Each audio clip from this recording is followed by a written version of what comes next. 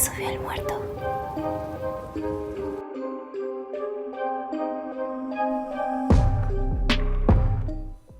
Hola a todos y bienvenidos a un nuevo episodio de Mamá se me subió el muerto. Mi nombre es Andrea y conmigo está mi hermano Emilio. Hola, ¿cómo estás? ¿Cómo estás, Emilio? ¿Cómo te trata la vida esta semana? Bien, ahí muriendo lentamente con el SAT, pero todo bien. Sí, se entiende. Qué estrés. La vida adulta es difícil. Exactamente, entonces pero bueno, ya es lo que uno tiene que hacer para ganarse el pan todo el tiempo, ¿no? Que uno hace. Y el SAT da más miedo que cualquier historia de terror que podamos contar. exactamente, esas son las historias de verdad. Sí, esta es la verdadera historia de terror. Pero una de las cosas que te iba a preguntar era, ¿qué trabajo crees que sea como el peor? ¿O sí, una profesión? Sí, una profesión que digas, no manches, o sea, ¿cómo la gente hace esto? Pues la profesión de asesino serial. O sea, pero eso no es una profesión, Andrea, no te pagan por eso. Claro que sí, porque estamos viendo la serie de Mindhunter y en el segundo episodio, cuando entrevistan a Kemper, le dice que es una profesión, que no podría ser un hobby, porque... No lo llama una profesión. Vocación. Una vocación, muy diferente. Ok, profesión, la peor profesión del mundo, dijiste. No, es una profesión que se te haga pesada, difícil. Yo creo que son la gente que recibe las llamadas de distress, o sea, la gente que le llama diciéndole, es que está pasando esto, ¿no? Entonces, ¿cómo puede ser los de atención de suicidio? Pueden ser los de víctimas de diferentes tipos. Y ya nos vamos hasta arriba, ¿no? Que es casos de accidentes y todo lo que sea. Sí, es verdad, es un trabajo muy estresante. Uh-huh. Pero bueno, esa es una parte y quiero que esta noche te voy a enseñar un tema interesante porque tiene que ver mucho con esa profesión. Ok. De recibir llamadas del 911. Aquí vamos. Empezamos. Es una noche más de trabajo. La última llamada que recibiste fue de unos jóvenes que tuvieron un accidente en St. Paul, Minnesota. Mandaste las patrullas más cercanas para que fueran a ayudar a los chicos. Por suerte, el accidente había sido leve y no había ningún lesionado. Agarras tu café y das un largo trago. Hasta ahora, el día ha sido tranquilo. Esperas que el día siga así. En eso, suena el teléfono. Respiras profundamente y contestas. Con tu voz más profesional dices las palabras que te salen de memoria. 911, ¿cuál es su emergencia? Oh, you find me? I just stabbed somebody with an ice pick. I can't stop myself. I keep killing somebody.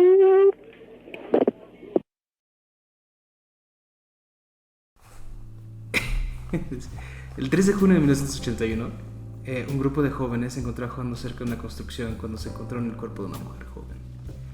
Había sido apuñalada 60 veces, no 40 como había dicho, 61 veces con un picayelos en el pecho, estómago y muslos. La chica fue identificada como Kimberly Compton, de 18 años, quien se acababa de graduar de la preparatoria y se había mudado a St. Paul desde Wisconsin en busca de trabajo ese mismo día. La policía recibió la primera pista en forma de una llamada anónima 48 horas después de encontrar el cuerpo, que fue justo la llamada que pusimos al inicio. Pero una pregunta, porque creo haber escuchado en la grabación que él dice el nombre de la chica, ¿no? Ah, sí, pues sí, o sea, sí hablaba con ellas.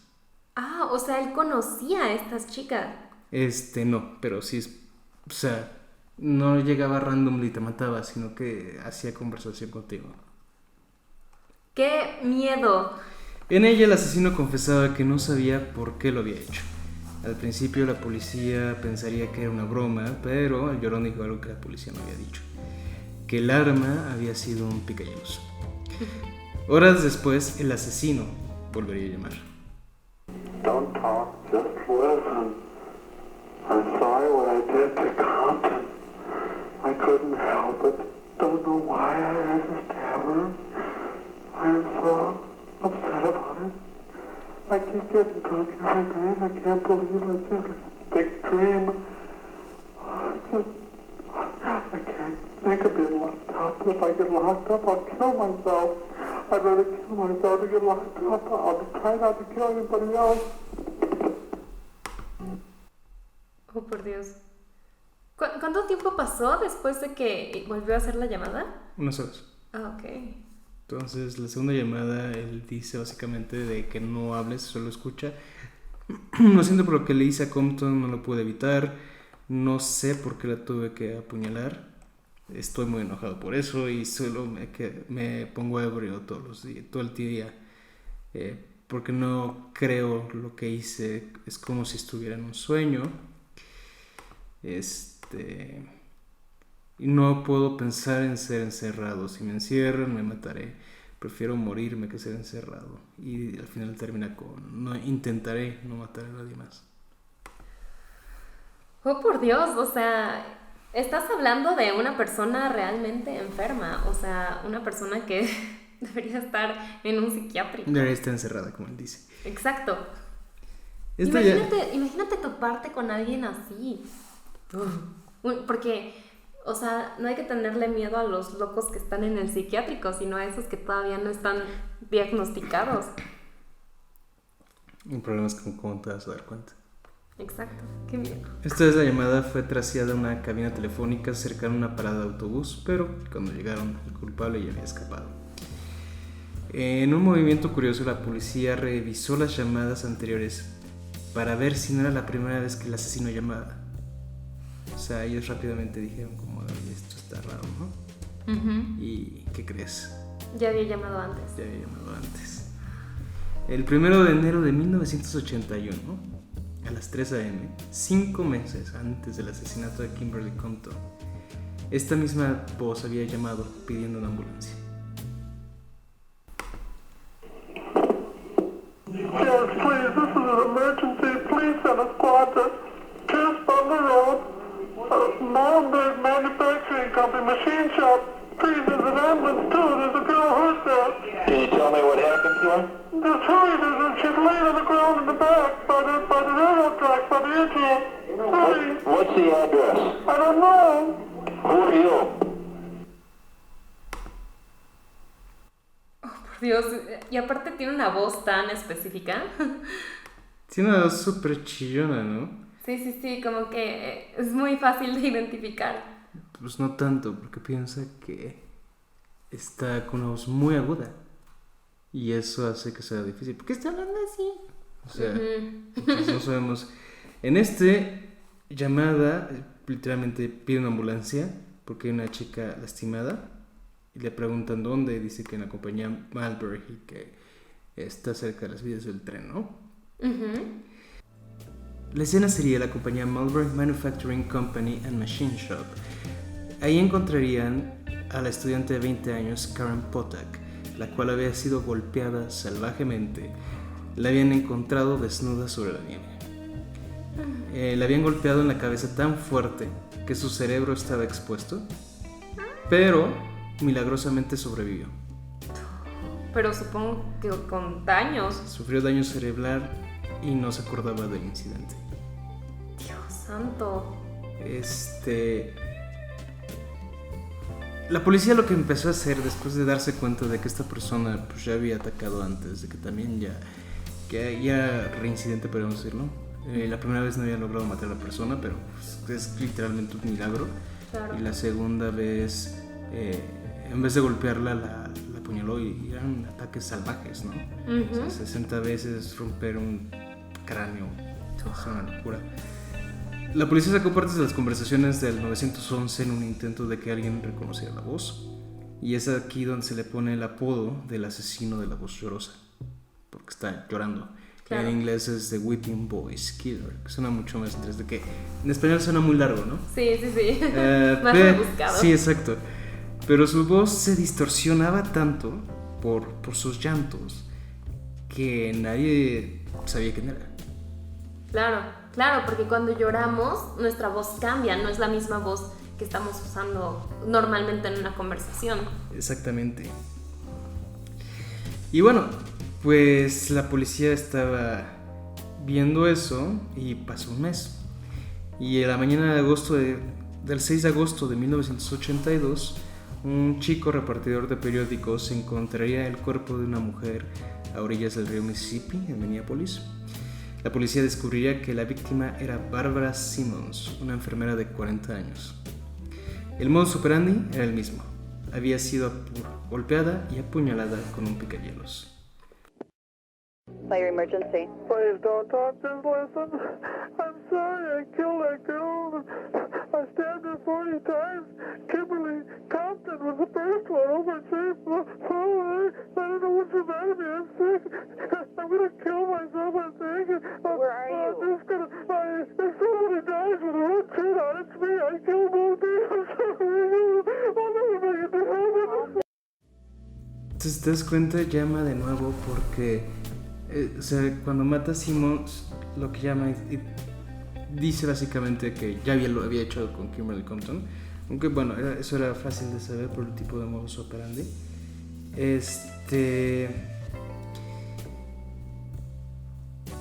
Y seguimos con los berreos, ¿no? En su desesperación, la policía local pidió ayuda de los perfiladores del FBI.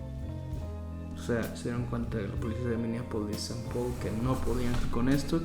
Llaman a los perfiladores del FBI, que como tú bien sabes son aquellos que crean perfiles psicológicos de los asesinos. Para identificarlos. Uh-huh. Y mandaron a Kimberly Masnick, la cual teorizaba que el asesino tenía regresiones a su adolescencia mientras llamaba a la policía. Es alguien, y aparte de eso, porque como que la culpabilidad, ¿no? Como que tenía que tener esta parte de que sentirse mal, de confesar, Ajá. de confesión. Y también afirmaba que era alguien que quiere jugar al gato y el ratón. Ok. O sea, como que quería ser atrapado, podríamos decir, pero también le gustaba la parte de sentirse perseguido, podríamos decir, no sé. Wow, qué locura. Ajá. Y ahí es cuando la policía empieza a tener avances más interesantes con el caso. Entrevistaron porque en el otro, pues la chica acaba de llegar literalmente a Wisconsin, pero aquí era alguien local. La familia entrevistó a familiares amigos de Simmons, los cuales testificaron que ella había pasado esa noche en el bar Hexagon, en Minneapolis.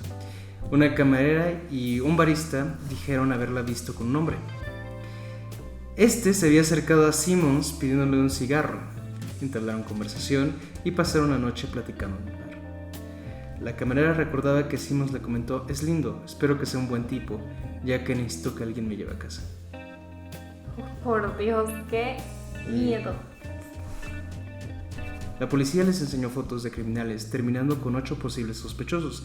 Se las enseñaron a los trabajadores del bar, los cuales identificaron a uno como el acompañante. Identificaron a Paul Michael Stefani como el posible culpable, un ex trabajador de la compañía donde habían encontrado a las dos chicas. Y vamos a ir con la historia de quién es Paul Michael Stefani.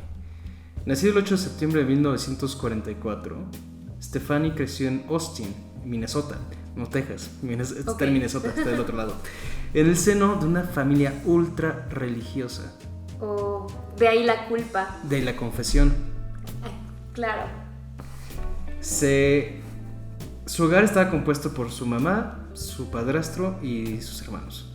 Su infancia, obviamente, no era la mejor, ya que Stefani decía que su padrastro se ponía violento si los chicos hacían algo que no le pareciera. Según sus palabras, les daba un golpe tan fuerte en la cabeza que los mandaba volando por las escaleras. Y volvemos a la idea de siempre, ¿no? Que el asesino se hace. Uh-huh. Sí. Y también golpeaba a las víctimas en la cabeza.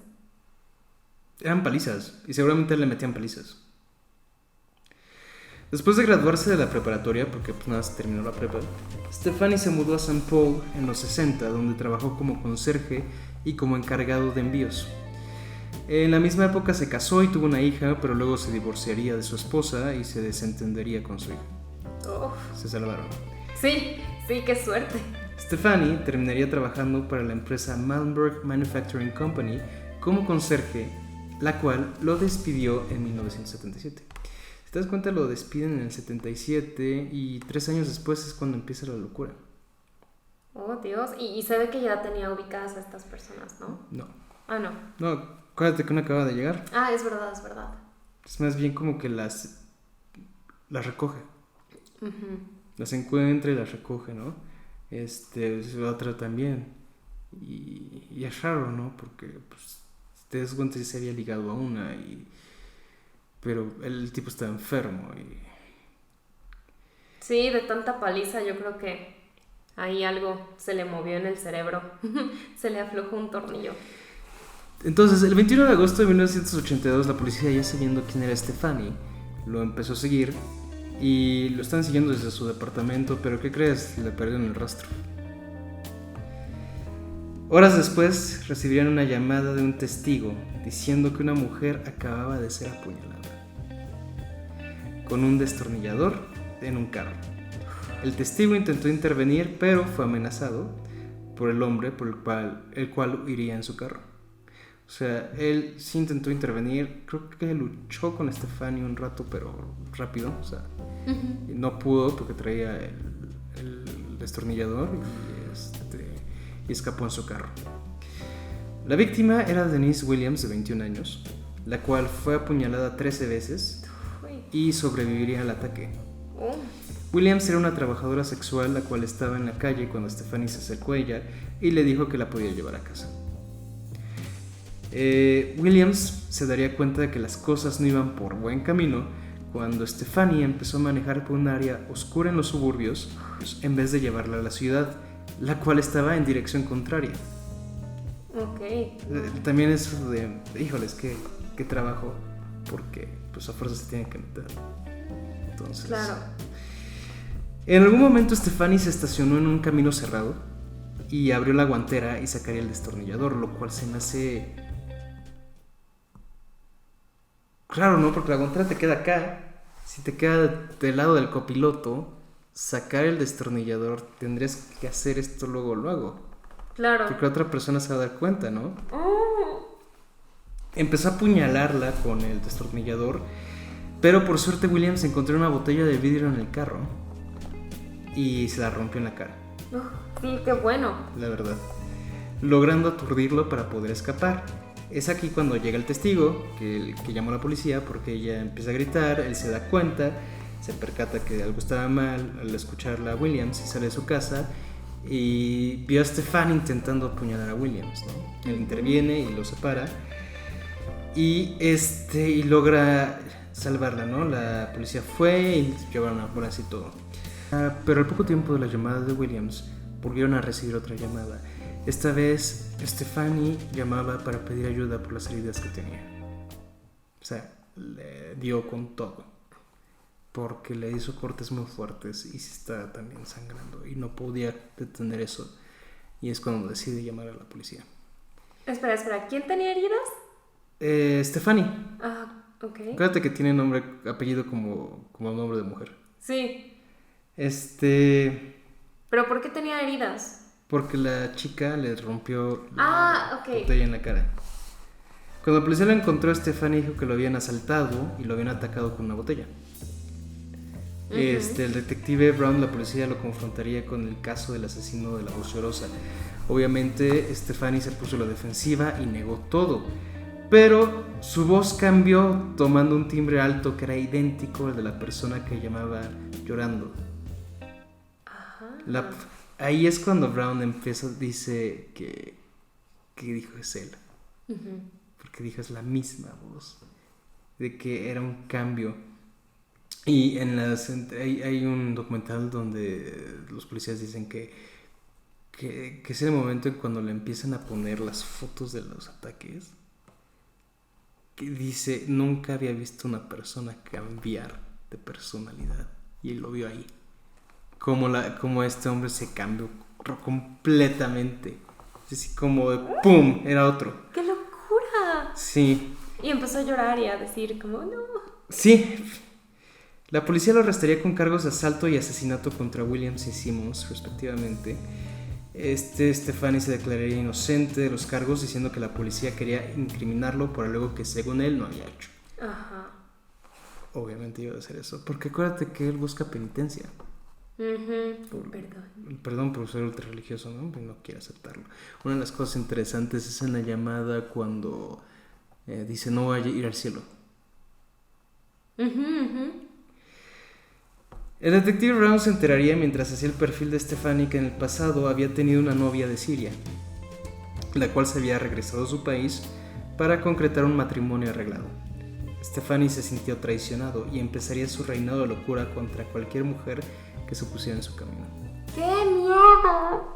Imagínate que tú creas un asesino. Sí, el detective decía que era como si en cada mujer que atacaba viera a su exnovia. ¡Qué miedo! Y hasta qué lo bueno mejor... que estaba hasta Siria. Sí, a lo mejor hasta se parecieran a ellas, ¿no? O sea... Sí, normalmente eligen un patrón. Ajá. Durante el juicio la fiscalía llamaría como testigos a la hermana y a la ex esposa de Stephanie, a las cuales les pusieron los audios del asesino. Ellas confirmarían que era la voz del hombre que habían sido su hermano y ex esposo, respectivamente.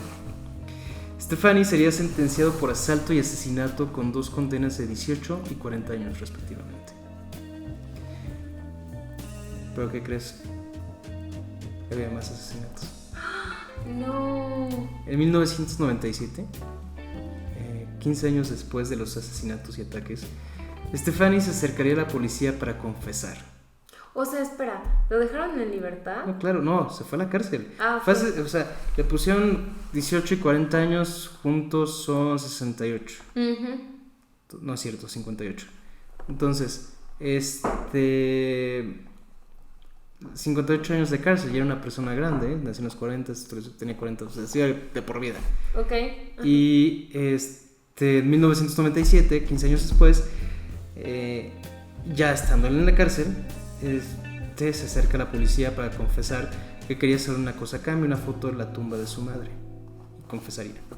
Si le daban la foto de la tumba de su madre, confesaba, la policía dijo, pues sí, o sea, no era nada, le dieron la fotografía y este hombre que siempre había dicho que era inocente, por fin accedió a declararse culpable de los ataques y asesinatos en los 80. Pero había algo más, confesó un asesinato al cual no le habían relacionado una década antes. Stephanie no se acordaba de la mujer, pero decía que la había ahogado en una bañera. El oficial Keith Mortenson de la policía de St. Paul fue el forense de Ramsey County, donde investigaron los casos de ahogamiento en la época, ¿no?, que estaba en principios de los 80s, y encontrarían un caso que era idéntico a como el asesino lo había confesado. La víctima había sido Kathleen Greening, una maestra de 33 años que había sido encontrada muerta en su bañera el 21 de julio de 1982. Ok. O sea, sí, junio, julio, agosto. O sea, si te das cuenta, habíamos pensado que había pasado un mes entre asesinatos y no, había sido semanas. ¡Qué miedo! Cuando recolectaba evidencia, los investigadores encontraron el nombre y número de Stephanie en un directorio de Greening. O sea, en su directorio de teléfonos lo tenía como P. Stephanie y tenía su teléfono. Greening sería la única víctima que no se le conociera, ya que no había llamado a la policía después del asesinato. Entonces sabía que se conocían, tenía su teléfono, toda esa parte, pero aquí no llamó. Y bueno, por suerte se pudo saber que esta mujer pues había sido parte de eso, se pudo cerrar el caso. Porque habían pensado que se había ahogado por accidente, ¿no? Y la realidad es que la había matado. ¡Qué miedo! Stephanie hablaría con la gente, con diferentes canales de noticias y decía que había una voz en su cabeza la cual le decía que era hora de matar. ¡Qué miedo! No. Y él obviamente pues, seguía obedientemente lo que le decían, ¿no? O sea, como buen perrito. Según Stephanie, había confesado ya que quería limpiar su imagen ante Dios. Y volvemos a lo mismo, ¿no? De que había nacido en un seno de una familia ultra religiosa, de que había sido abusado, de que sentía que su única forma de sacar su enojo era eso, porque repetía el patrón de su padrastro con otras personas, en su odio a las mujeres después de lo que le hicieron, de un divorcio, de que pues, una chica se fuera a casarse con otra persona, empezó a hacer eso. Y no es justificarlo, pero ahí es donde sale esto, ¿no? Por lo que dice de las voces, ya parece más esquizofrenia, ¿no? Claro. Entonces, pero sí va acorde la parte de que él, de su religiosidad y todo eso, que confiese, porque para él es importante confesar. Su modus operandi es de confesión, o sea, de que llamaba al 911 diciendo lo que había hecho. Era su forma de hacer penitencia, podríamos decirle. Claro. Y pero aquí en este caso no lo hizo, ¿no? Con este remake. Sí. Y bueno, lo hace porque quiere limpiar su imagen, ya que se le había detectado cáncer ese mismo año y estaba en fases terminales. Entonces fue así como para poder limpiar su alma. O sea, este tipo es cuanto narcisista, lo peor que nunca pensó en los demás, siempre pensó en sí mismo. Sí, exacto, es como, ay, ya nada más me queda tanto tiempo de vida, entonces... Ahora sí lo digo, ¿no? Entonces... Exacto.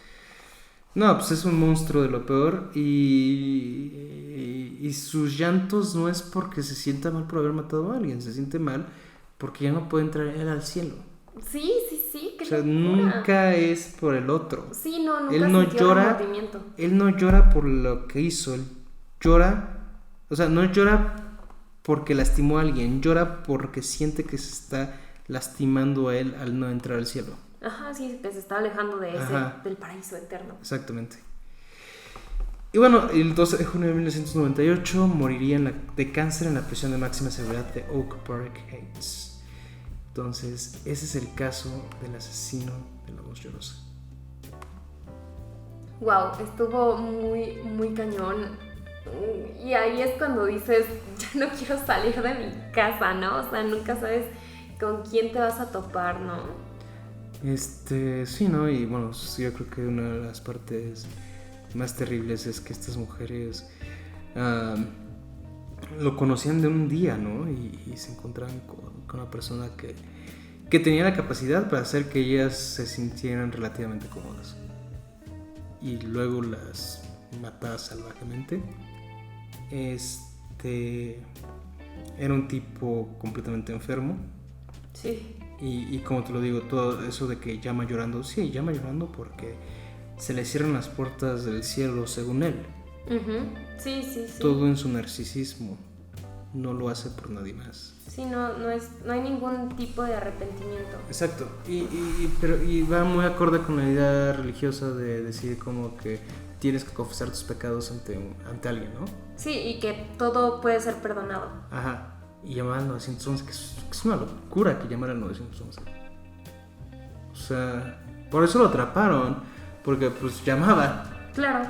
O sea, no era como que mandara una carta donde es mucho más difícil de saber quién te la mandó, ¿no? Sí. Pues una llamada es mucho más sencilla, aunque sí es cierto que cuando iban ya no estaba. Pero de todas maneras ya tienes la voz. Y por eso lo encontraron. Bueno, que lo encontraron gracias a que esta persona, por suerte, logró salvar a Williams. Sí. Le estaba atacando. Sí, porque si no hubiera continuado. Uh-huh. Y le dio tiempo de lastimarla con 13 puñaladas. Entonces... ¡Qué locura! Sí. No, qué miedo. Wow, pues sí fue un episodio muy, muy intenso, muy escalofriante. Curiosamente corto porque no es tan largo, no hay tanta información afuera. Como que es muy conciso. Ajá, pasó esto. Uh-huh. Wow, pues voy a tener pesadillas hoy. Espero que nuestros escuchas no tengan pesadillas con esta historia. Sí, esperemos que no sueñen con la voz del asesino. Uy, Emilio, cállate. Qué miedo. Pero bueno, esperamos que les haya gustado este nuevo episodio. Déjenos en los comentarios qué otros casos les gustaría que abordáramos, qué otros nos recomiendan, ya saben, True Crime o Paranormal. Y nos vemos... ¿quieres decir algo? No. Y en la cajita de descripción les dejamos todas nuestras redes sociales y nos vemos no sé si la próxima semana. Nos vemos. Y nos vemos en el próximo video. Hasta Bye. luego.